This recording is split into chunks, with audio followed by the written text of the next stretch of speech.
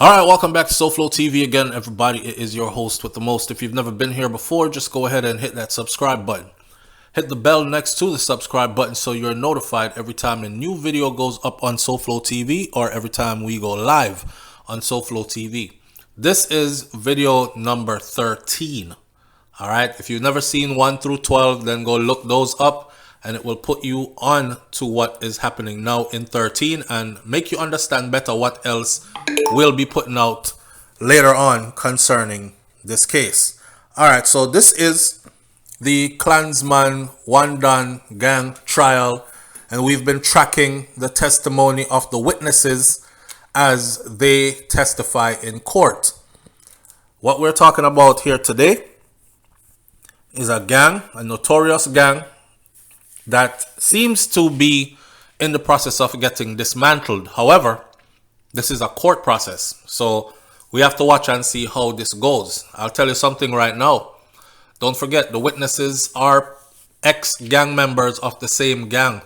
One even went undercover and gathered information as far as recordings to use against his own gang. So this is quite a riveting story. It's like a movie script unfolding these testimonies. So we forward today now with the Klansman gang trial. Witness says that the community worked alongside the gangsters. Shout out to Jamaica Gleaner and other sources for this. This is nothing new.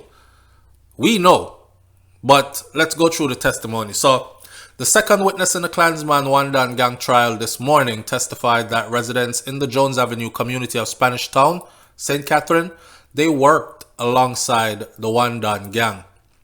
All the residents in the community, they worked with the gang. Wow, I know a lot of people are going to say, see, me are telling you this from a long time. And them, because them I work with them. Alright, there are other dynamics to that as well. Some people are living in fear. And just like how you have some of these gang members saying they were forced to join against their will, if you are going to believe that, then you must also believe that some of these people in these communities are living in fear.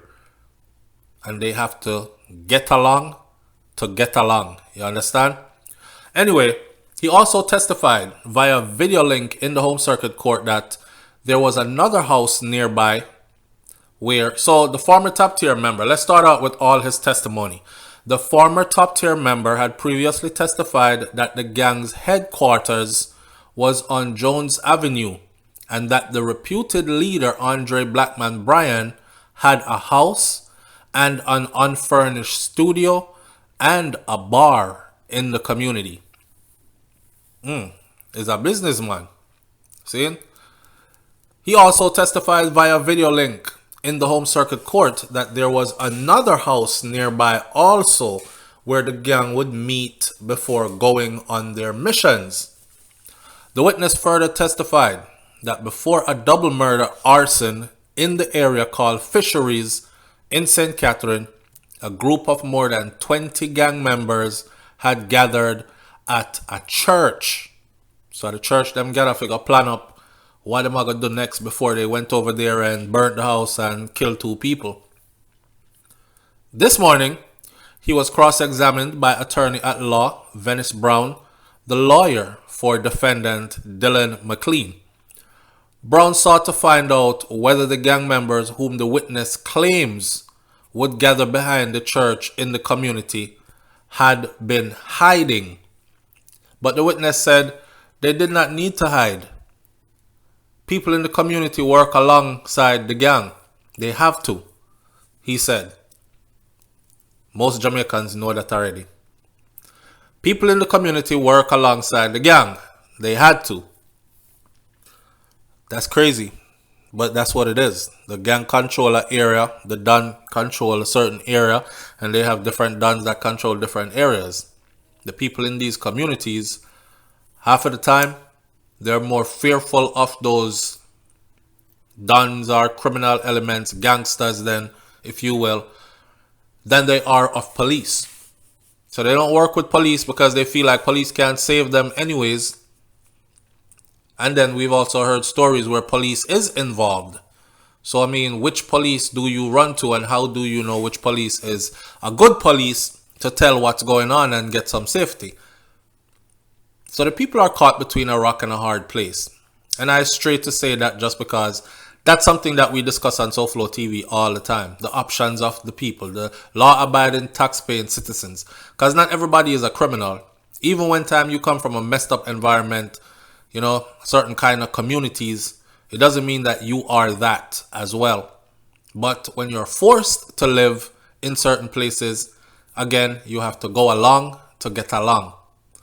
The witness also told the court that the gangsters had been in the community from earlier in the day before the double murder and arson took place. They were in the community. They weren't hiding. Everybody knew that they were there.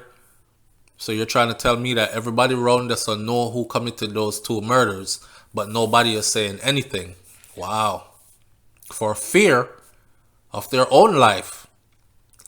Now, during further cross-examination, the ex-gangster also disclosed that members of the gang would elude the police by hiding in natural holes that were behind an old house that was in the community.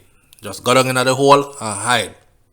He recalled black man doing it twice, running to the holes to seek refuge. The court also heard that there was a secret escape route from the community that was behind McLean's home. He said that the gangster would use this route to escape from the police. In the meantime, the witness also admitted that in his statement to the police, he did not list McLean among the alleged gang members. But why? Remember what I told y'all before, you know, I said these witnesses might genuinely be forgetting things, because, I mean, how does one recall every incident precisely?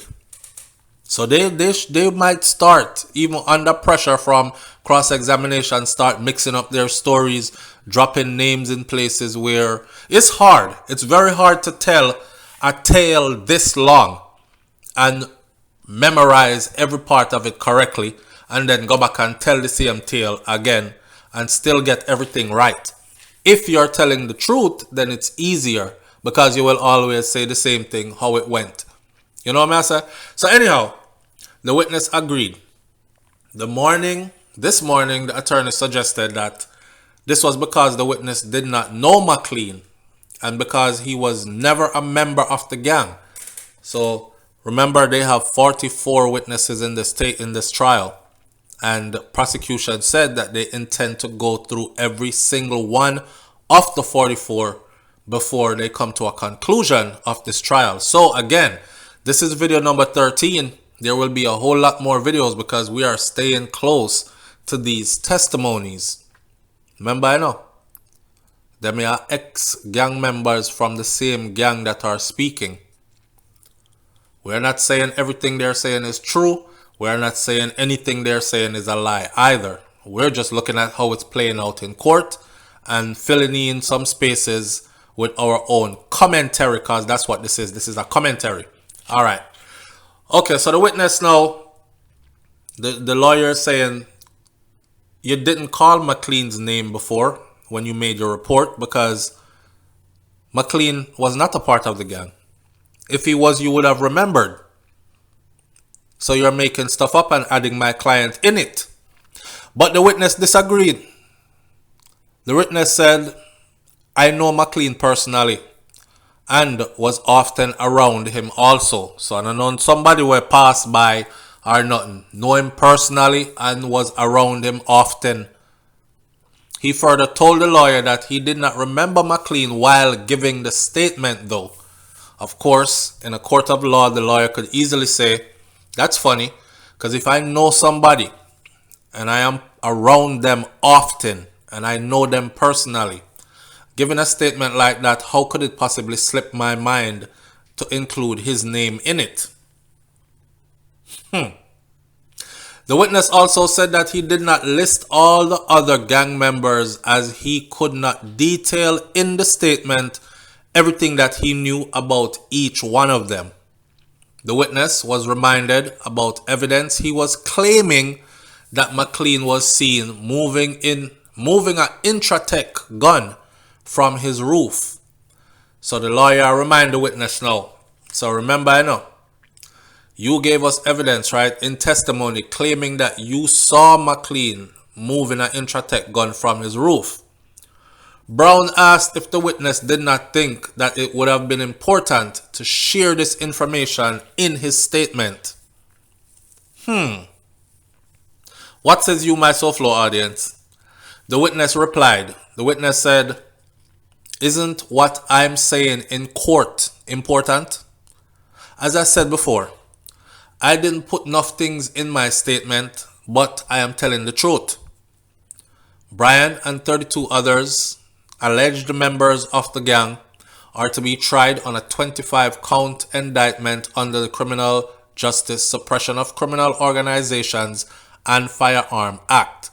The One Dan gang is a breakaway faction of the Klansman gang." And that is all they have for us today. Now, simple out there, say, stick to your guns. No pun intended. The defense tactic of accusing the state witness is lying will not work. There are several accused on trial. How, in God's name, does the defense get the idea that leaving out information in an initial statement amounts to telling a lie? Anthony McGee says the defense team of these demons know that their work is cut out for them, and they are now using the old strategy that always worked for them before of making the witness look like liars so as to discredit them. So far, the strategy is not working, and they must now be scratching their heads to come up with another strategy that will work. Too long. These high-priced lawyers have had it easy getting their clients off because of the technicalities, even though they know that their clients are as guilty as sin. But now, they have to, or they better, dig deep if they are to keep their clients out of prison for the rest of their natural lives. If they fail, then there could be hell to pay for them, and it won't be long before they have to start looking over their shoulders and watching their head back as well. I believe that with the testimony given so far by this witness and the other witnesses, that there is enough in it for the jury to already have made up their minds as to the guilt of the persons that are on trial. My concern is that having found them guilty, the judge might give them sentences that they will laugh at, especially considering that they can still run their gang operations from prison using cell phones that are smuggled in by the very same people who are being paid to ensure that situations like that never occur. The hurtful part, or the salt and pepper in the wound, is that it is the taxpayers' money that is being used to pay for their entire defense. Rest my case. I don't know the logistics of it. I don't know if it's taxpayers' money being used to mount their defense.